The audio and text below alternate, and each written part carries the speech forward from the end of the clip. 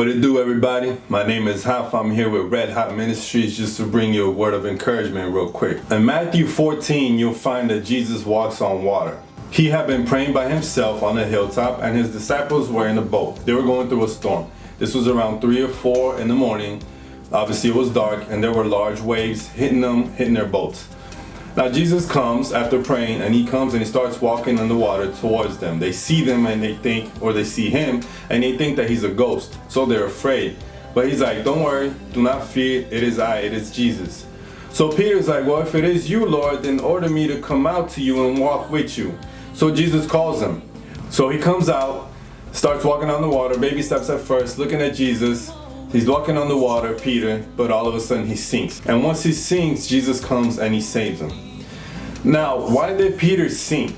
If Jesus called him out into the water and he was walking on the water, why did he sink? Well, one thing is, for example, if you go to the beach and you get into the water and you're used to being on the beach, you're used to the regular waves. But if a larger wave comes, if a much larger wave comes at you and they start coming, pounding you, then chances are you're going to be afraid and you're going to panic because you're just not used to that. It's not what you see every day when you go to the beach.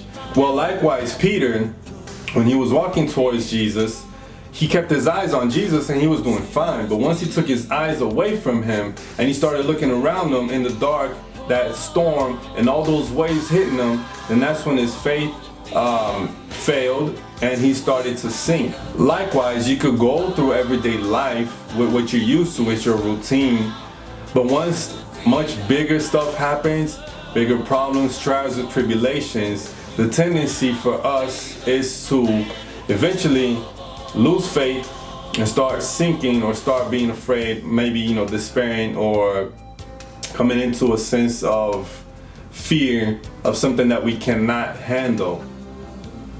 Well, the same practical story of the Bible of Peter walking on the water applies to us today. Peter was doing just fine as long as he was looking at Jesus. Once he took his eyes off of Jesus and onto the waves, that's when he started sinking because he looked at where he was. If you and I do the same thing, if we focus on our problems and on the big things that come at us, then we won't be able to go through them. Jesus is there to give us a hand and to pull us through. As long as we're looking at him, we can face the large waves of life. He didn't die on the cross to leave you stranded all of a sudden. He loves you and he cares for you, for your family, for your friends, for everybody. And he's there for whenever you need you. And he's there for whenever you need him. So let's look at Jesus. Let's keep that in mind. And let me just open a quick parenthesis here. When Jesus was praying on the hilltop, he was praying for, amongst other stuff, he was praying for his disciples. And at the same exact time, they were going through that storm. So don't think that if you drop on your knees or if your family member or if your pastor prays for you, everything is going to be, the best thing ever. It doesn't necessarily work that way.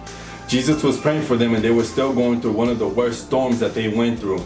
And so eventually he comes and he calms the storm right then and there with them. And he can do the same thing for you. So don't be afraid. Look back at this story and remember that even though you may be facing trials and tribulations, if you look at Jesus, he will help you walk on water too, and he'll get you out of whatever situation it is that presently you may find yourself in.